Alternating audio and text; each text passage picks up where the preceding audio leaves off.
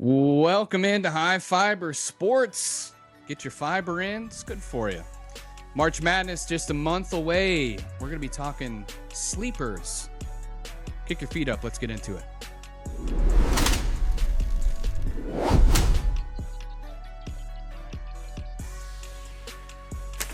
All right. Welcome back to another episode of High Fiber Sports. If it's your first time hanging out, thanks for stopping by. Glad to have you. If you like it, hit the thumbs up, subscribe, and join in on the comments section. Please. I'm Doug. What's that? Please. Matt Cobalt there, Brad McDonald. I'm Doug. And boys, men's college basketball going to be nearing that chaotic yet lovable time of year that we like to call March Madness. It's coming up. First four going to be on the 17th and 18th of March.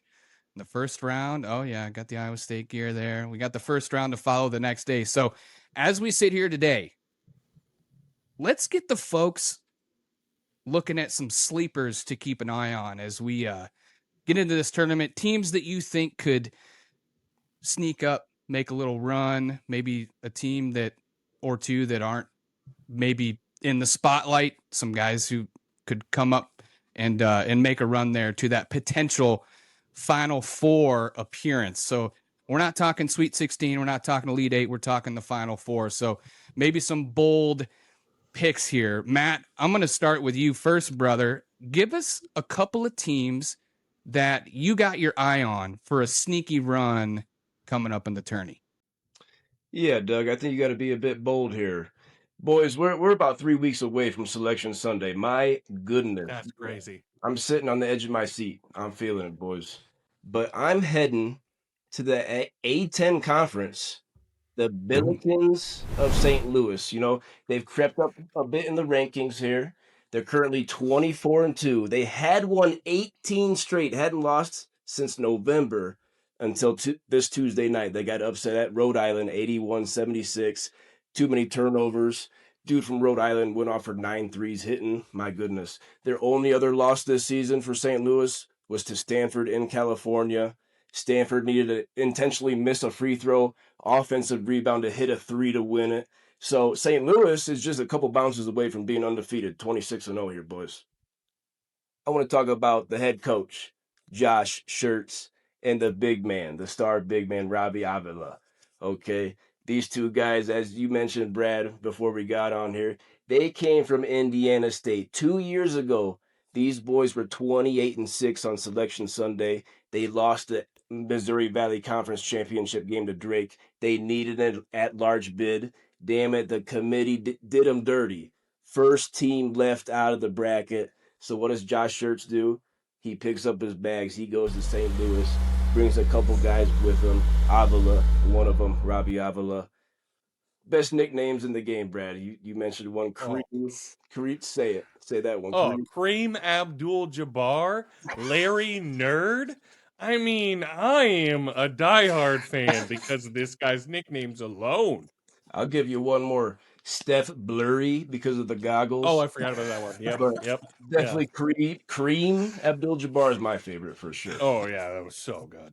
Numbers for Robbie Avila this season, they're a bit down, but last year, his first year in St. Louis, he averaged 17.5 points, 7 boards, 4 assists. He can stretch the floor. He can facilitate. A big man that can lead you through March. Now let's look at the Billikens as a team. Get the stats ready here, boys. The Billikens, as a team, they average 90.2 points per game. That is tied for 6th in the nation. They have 7 guys averaging at least 9.3 points per game. 7 different guys. Shooting 51.7% from the floor. That is 3rd in the nation. Good night. 40.8% from deep. That is 2nd in the nation. Crazy. And it's not like they're not taking them. They're making 11.4 threes per game. That is tied for 6th in the nation. They're getting it done on the boards. Just under 42 a game. That's 7th in the nation. Sharing the sugar. Just over 19 assists per game. Tied for 7th in the nation. I just gave you 6 main offensive statistical categories that they're top 7 in the nation in. My goodness. The defense is there. They're 1st in the nation in field goal percentage allowed and tied for 1st in the nation in 3-point percentage allowed. I understand they're in the Atlantic 10, fellas. Not that many good teams in there. Strength of schedule right now for St. Louis, according to ESPN, is 138th. Okay, not much to That's good, respect right? right there. But their strength of record is 27th. They're 26th at KenPom, 23rd in the net, and 25th at BPI. Potentially, this is a great offense led by a blossoming coach and a star big man. I love this redemption story. They got left out at Indiana State. They go to St. Louis. I wish they could have done it in Terre Haute with the Sycamores, but nevertheless, this looks like a squad who could break brackets in March. First, I first. oh, go ahead. No, go ahead, Brad. I wanted to get your thoughts on St. Louis. I know you kind of were looking at them too. Is anybody worried about the Rhode Island game? Was that just a blip? Brad, what are your Oh, what are your thoughts here? 100%. Like the backups for Iowa State wouldn't lose to Rhode Island. Sorry, bro. Like, don't get me wrong. I'm a believer in Larry Nerd, Steph Fleury, Kareem Abdul-Jabbar, or cottage cheese because he's thick and milky. But I don't know. I don't think it will pan out minus a miraculous run. Clearly, like you said, with all their offensive statistics, they are coached extremely well. I was actually watching a YouTube video about Avila the other day, and just about I was so impressed with the way they broke it down. Because I'm not gonna lie, it's not like I watched a bunch of St. Louis Billikens games this year. But I did watch him at Indiana State earlier on, and how much people were rooting for him and whatnot. And I always wondered where he went, so I looked him up, and I was watching it, and he runs a point forward position more than anything. I think that's why his numbers are down scoring wise, because really he operates the offense. And I love it. I think they are maxing out their potential with what they're doing. But if you can lose to Rhode Island, I don't know. Like, unless you get hot every round going to the Final Four, I don't think they're making it there. I love the pick. It was actually on my list too, just because of all the nicknames of Avila. Honestly, like I was just gonna make a whole list of alternate nicknames for him, and that was gonna be fun. But I'll give you that. I like the pick.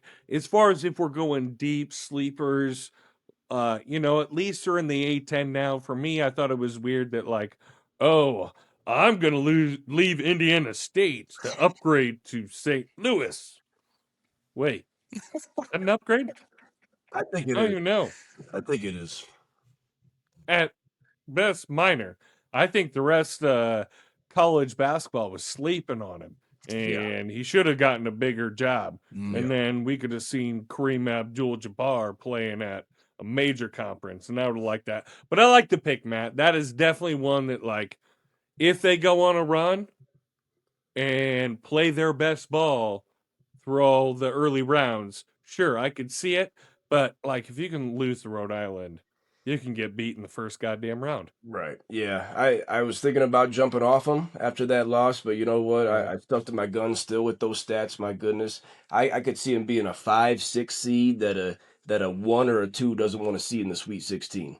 Yeah, 100%. No, that would be they're going to get a lower seed than what the record projects, yeah. which means a high seed is going to see them early, and they're going to be like, fuck. Yeah.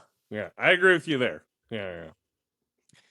Boys, top 2 defensive rating overall in the nation. Like Matt said, 12-1 in conference play. They got a big game. Their next game might be completed by the time we drop this, but they got hosting VCU on Friday. Another 12-win team in the conference, but the Billikens undefeated at home. So big game for both those schools. VCU is gonna need that. But Brad, let's go over to you. Who you got for your first team?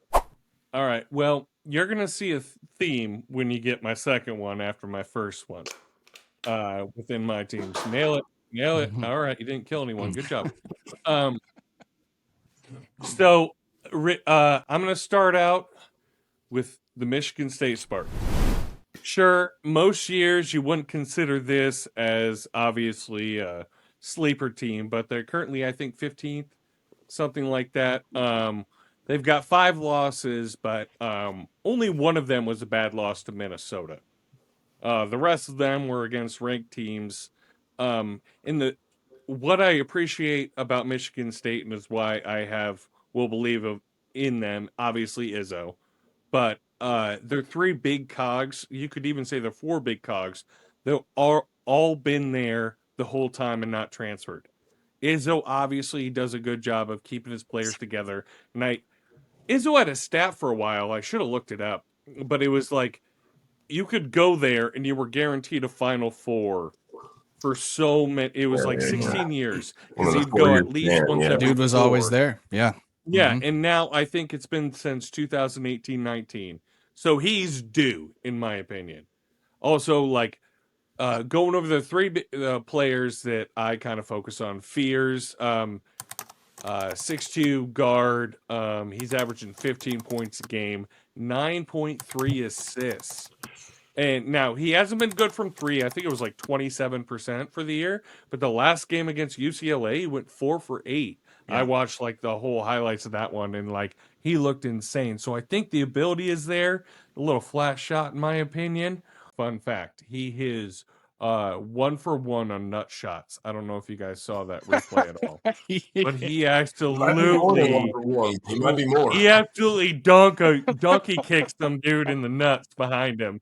So his character Draymond might Green. not be that high. Draymond Green. Yeah, he Draymond Greened a motherfucker for sure.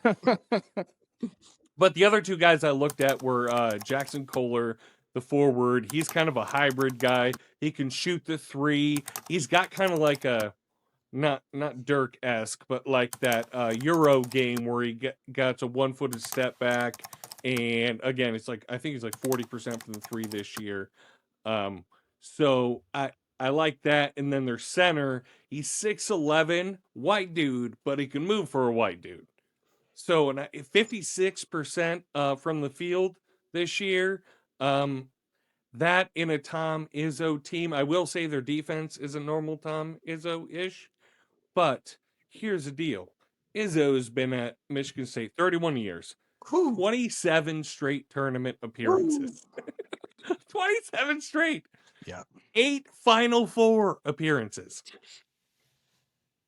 But he's only won the 1 national championship. Yeah. So, again, like I said, he hasn't taken anyone there since the 18-19 season. So, in my opinion, I think they're due. I know typically the NCAA tournament is more of a guard-driven tournament, but I think that is a little bit a thing of a past with the athleticism that has developed in larger guys nowadays. So that's why I like them. I like Izzo. I like his pedigree. I like the guys have been there the whole time they've been in college, and he's due. So that's the reasons why I'm leaning Michigan State, even though I'm not a Big Ten guy. Doug knows. Right.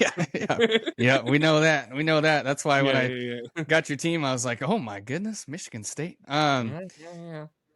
So, Matt, Fears, we talked about, he's leading the nation in assists per game, almost averaging a double-double, only a sophomore too. So, really, really good stuff there. Matt, what are your thoughts on Michigan State?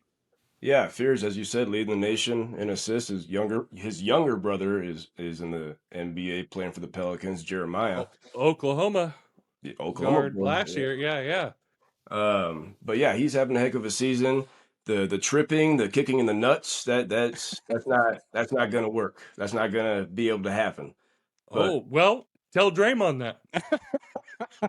It worked just fine for him Yeah, for a decade now. It is right now for sure.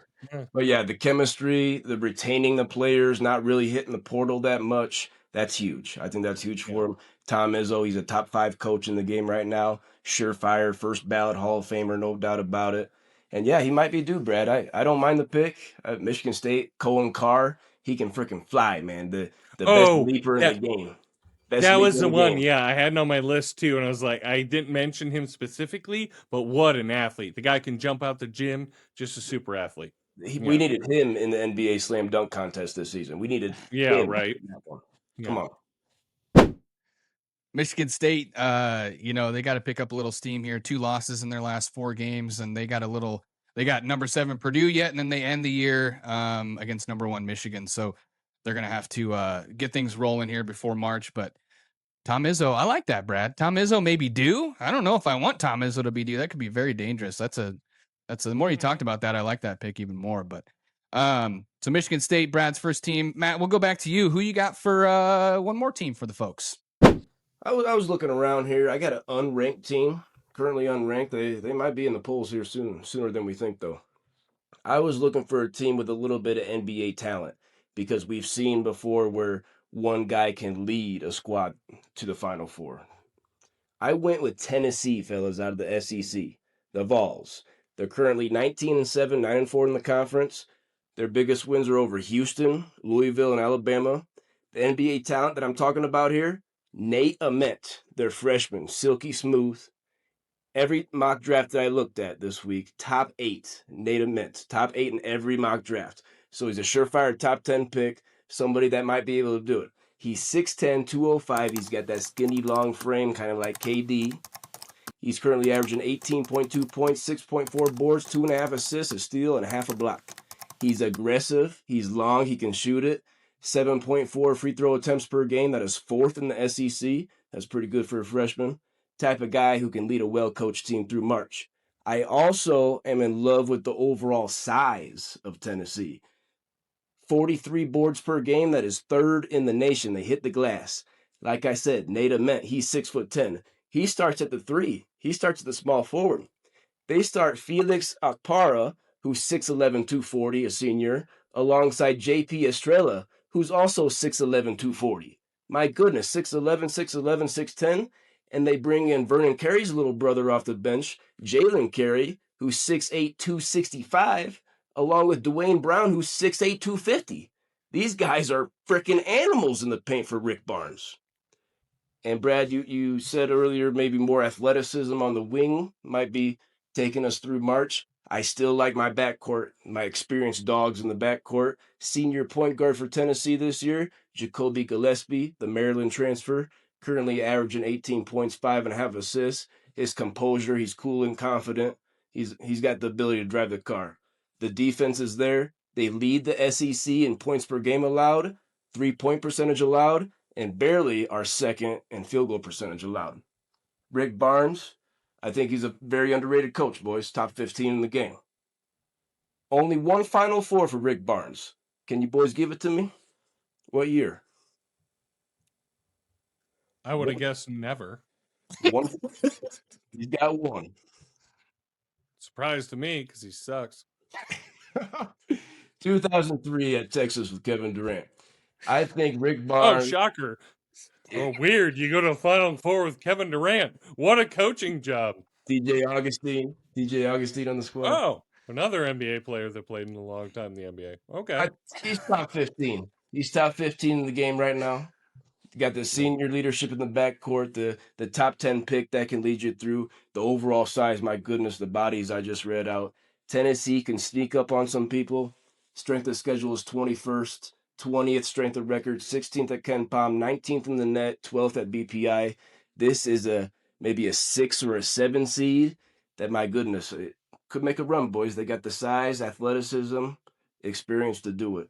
Brad's not happy about it, though. I got to hear it, Brad. What do we... I'll be honest, I haven't watched a bunch of Tennessee this year whatsoever, but I've watched a bunch of Rick Barnes in my basketball fandom time. And like you said, the one time he makes the Final Four, he has Kevin Durant, one of the best basketball players of all time. Sure. Oh, goodness me. I could have fucking coached that team with Kevin Durant and be like, here's the ball. Put it in hoop. I'm good, and you guys figure out the rest of the shit. Fuck that. No, he was he got fired from Texas for a reason. He goes to programs, have a shit ton of money, and gets recruits and under coaches them. He doesn't get more out of less. If you want to talk about top 15 coaches, give me the coaches that get more out of less, not the ones that get the best recruits in the nation and just let him play, flounder. Sure. No, I'm against that. Hell no about him being a top 15 coach. He's not a top 25 coach in the nation. Oof. Whoa. I don't care. No. Wow. He was at Texas.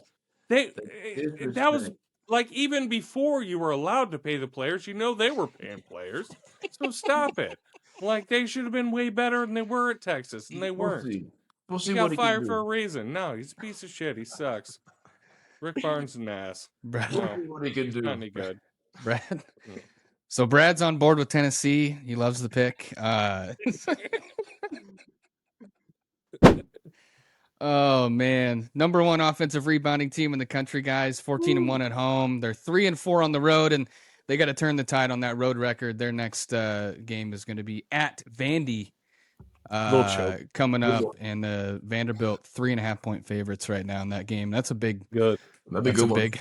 That's a big game for both. We got to get off this. We got to get off Tennessee. I think Brad's going to leave the show. Battle for the steak right there. He's overridden his shit. Like he sucks. Yeah. Top 15, Rick Barnes. Yeah. Well, then I'm top 20. If that's the case. Yeah. Brad, who do we got here for the last team for the people? All right. Well, you're gonna see a theme here with my teams. The next team I got is St. John's. No. Because I went with the 2 guys that have been to the NCAA tournament a million times, and have been to a million Final Fours. And not to mention St. John's, they were early season ranked, I think, in the top 10 or around there. Had a little struggle, but now they've won 12 straight games. They're 14-1 in the conference. Just beat UConn here recently. They've got 4 guys that average double figures, and Ejiofor is a monster. Kansas transfer. Oh, yep. He spent his first year at Kansas. Yeah, they fucked up there because they weren't playing him enough. And he has blossomed since coming there. He's 6'9", 245. What I like about this, like I said before, usually the NCAA tournament, the narrative used to be it's won by guards. I think it's now won by multifaceted players. And so St. John's has 3 forwards are the top 3 in assists on their team. All right. Ejiofor, 16, 7, 3.5. And then Hopkins, he was also a Kentucky guy. Providence, Kentucky, and then St. John's. And then Mitchell is an athletic freak. All of them are capable of shooting a 3 if necessary, but Mitchell, his finishing moves, Ejiofor, like all of them can do anything at least at a competent level. That's why I kind of like it. I get it. They don't have a real point guard, but those 3 guys can guard everyone on the court. And so I watched them against UConn go against. UConn has like giants every year, just monsters of men. And they were able to hold up and get the win there, I think by like 9. And I don't know. Rick Pitino, man, the fucker just can get it done. Like, not to mention those 3 guys are seniors as well. So they've been in college basketball for a while. But Pitino, he is 55-22 in the tournament with 2 national championships. And don't get me started on them vacating the Louisville one. It happened. Count First of all, all the illegal paying of players is legal now. So as long as he keeps his willy in his pants, that team's going to be good for a hot second. Count it. Like Rick Pitino can coach. And he's gone to the Final Four 7 different times. And he's taken, I think, Hawaii, Boston University, Providence, Kentucky, Louisville, Iona, and St. John's to the tournament. Dude can coach wherever he's at. So I went, as you can see, with the Izzo and the Pitino picks because the guys have done it before so many times. And they're both due. So honestly, I think Pitino, they made the tournament last year. St. John's was a dumpster fire before he got there. They had gone through a bunch of different coaches left and right. And it used to be a basketball powerhouse back in the day, but the Big East back then, it used to be a big deal, whatever. But I think Pitino has got them back to where they should be. What I think I said it before, 14-1 in the conference, ahead of UConn. I don't know. I think Pitino just knows what he's doing. He just needs to get himself a graduate assistant that he sleeps with, and he'll probably seal the deal. Brad rolling with St. John's. They got that 12-game winning streak. They're hot at the right time. 8-0 on the road. You mentioned UConn. They're going to be at number 5 UConn before the season's over. So that's a game to keep an eye on, boys. Matt, what do you got to say about St. John's? That UConn game is this week, if I'm not mistaken, boys. So we're going to find out real soon. St. John's, yeah, Rick Pitino. Top 5 coach along with Tom Izzo for me, boys. 2 seed last year, won the Big East. Believe they were upset in the second round. But Big East is down for me, boys. Big East is down for me again this year. You got St. John's, you got UConn, and then you got Villanova. And then who else? You got Villanova probably on the bubble. And then who else you got? You got Seton Hall. You got Creighton. That's shit conference. You're right. Yeah. Creighton's down this year. Right. Yeah, but they didn't lose to Rhode Island. They didn't lose. They didn't lose to Rhode Island for sure, and they just beat UConn actually this week. Mm-hmm. But Creighton's down this year. Big East is down. I like Rick Pitino, but I'm not taking St. John's. Well, Creighton just beat to my Sweet UConn, 16 right? double. Yeah, Creighton just beat UConn this week. Yep. Yeah. Big win. But they're 14-13 overall. Creighton is so. Yeah. But yeah, no. Solid pick. The Pitino pick. Got to respect it. But I'm sleeping on the Big East right now. I get it. So Brad's rolling with Michigan State. St. John's is his couple sleepers. Matt going with St. Louis and Tennessee. Matt, as we wrap up another episode of High Fiber Sports, talking Final Four sleepers, March Madness around the corner. What final thoughts do you have? A lot of sleepers out there, a lot of nominees for the Final Four. Make sure you put your Final Four teams in the comments for us. But a popular one might be the only undefeated left in Division I men's basketball. It's the Red Hawks of Miami University. Not down there in the U, not down there in South Beach. Miami University in Oxford, Ohio, just over the Indiana border. My goodness, they're 26-0, fellas. Do we have any respect for that? For that? No. I'm actually surprised one of you guys didn't pick. I was looking at that too. I was like, I wonder if anybody's going to take Miami. Yeah, because they play Mississippi Valley State, A&M, Tech, Northwestern every week. So they're climbing up there in the rankings. They're going to be a 5, 6, 7, 8 that nobody wants to see in that second round Sweet 16. But I would like to see that. Miami and the Clones. I wouldn't mind seeing that, Brad. Maybe a second round matchup. I'd love it. But Miami University, the Red Hawks, they're the 7th 26-0 team in the past 20 seasons. Can you fellas give me any of the other 6? One school is on here twice. He said, what are we looking for now? 26-0 teams in the past 20 years. Just as Miami has done. They're the 7th. Illinois. Illinois is not on the list. What? I thought they were with the 26-0 teams. Okay. Duke on there? Duke is not on there. One school is on here twice. Kentucky. Kentucky's on here in 2015. Indiana. Indiana's obviously. Indiana's not on here. No. Oh, well, you said how many years? Past 20 years. Okay, yeah. 2015 Kentucky. 5, 9 years. Big Cat, Devin Booker, they made it to the Final Four. They lost in Indianapolis. It was wild downtown that night, boys. Can you give me any other schools? If you want to give up, get it. If I don't know it, or at least one of them. We got 5 more here. One is on here twice. Play along at home. Play along at home. The most recent one was 2021. The latest one was 2008. So you got in that range right there. What are the 2 years? What the team that's on there twice? Do you have years for them? 2021 and 2017.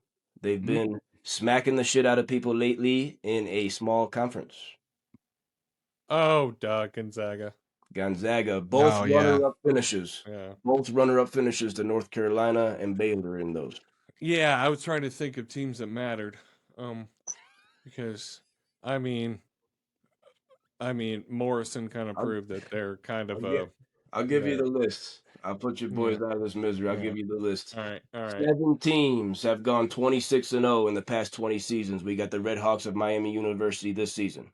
We got Gonzaga in 2021. They were the runner-up. San Diego State in 2020. There was no tournament. Gonzaga again in 2017. They were the runner-up. Kentucky in 2015. They made it to the Final Four. Wichita State in 2020. Old Van Fleet years. Van Vliet, Yeah. second round, got upset by that Kentucky team that made a run, and Memphis with D Rose in 2008. Oh shit, Memphis D Rose. Yeah, fuck. So those 6 teams, runner up. There was no tournament for COVID for San Diego State. Runner up, Final Four, second round, runner up. So only one school that actually matters. Got it. That's why I couldn't think of it.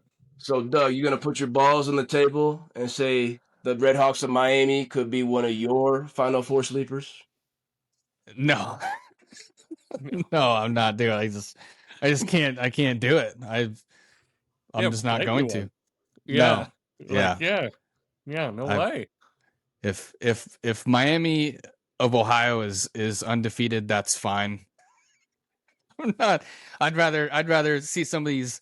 I mean, there's just too many big dogs in these big conferences with losses that have played tough teams. It's fine. I mean, maybe they win a game or two. Maybe they make a little deeper run, Sweet 16 something. But Final Four, no. Brad, I would assume you're no as well. Oh yeah, that's a hard no for me. Like, I think I looked them up beforehand because I wanted to see if that might be one at KenPom. What are they like in the 70s, 80s, something like that? I'll check it out here. Terrible. Yeah, they haven't played it. Let me ask you this. My guy, Scott Cooper, the only Red Hawks fan I know, he asked me this question this week. If Miami goes undefeated, what seed are you going to give them? 16. 16. Might as well. I mean, they're going to lose in the first couple. I'm sorry. There's certain teams where you can. 87th. 87th. Doug, they go undefeated. Barely in the top 100. Doug, they go okay, realistically, if you're asking me that, I mean, still, they go undefeated. The record says you got to give them a top 4 seed, but no, I'd say 8 or 9.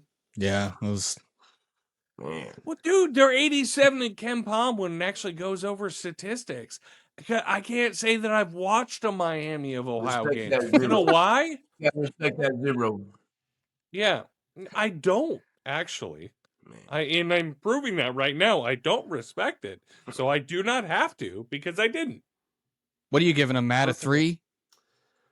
If they go undefeated, my goodness, I mean, we just said the 26-0 teams the past 20 seasons. They're only the 7th one. It's so rare to enter the tournament undefeated. Wichita State, my goodness, they were a 1 seed that year. Definitely not a 1, definitely not a 2. I could see a 3, I could see a 4. My goodness, it's 0 losses. This is Division 1. Yes, you're winning the games you should win, but everybody else is getting slipped up. St. Louis lost at fucking Rhode Island. My goodness, Miami's taking care of business. They got some dudes that can fly.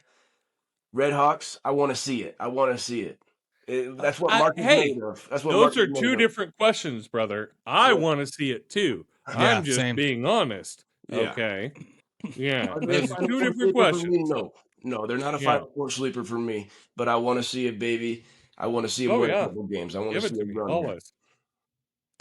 So what we're all going to be keeping an eye on. We all love these sleeper. I mean, that's why people tune into March Madness. Even casual fans, they want to see the underdogs. They want to see these lower seeds, go the distance or at least get to the, it sparks conversation. I think every year we got people tuning in to cheer on these people that nobody knows. But people start to follow these teams, and they get more fans into it. And I think it's a healthy thing. That's why we all sit around, and makes for good gambling, makes for good, shit talking. It makes for good conversation on here. So I love it. So we're all in the band. I mean, we're not picking them, but we're all in the bandwagon, right? Yeah, absolutely. Let's go. Redhawks. Let's go. We're all getting shirts. They go to the Final Four. We're getting Red Hawks shirts. Yeah, I'll get a thong. That'll wrap up this episode. Final Four sleepers, little discussion. Guys, I think we're all excited for it. We're ready for it. Just a few weeks away from Selection Sunday.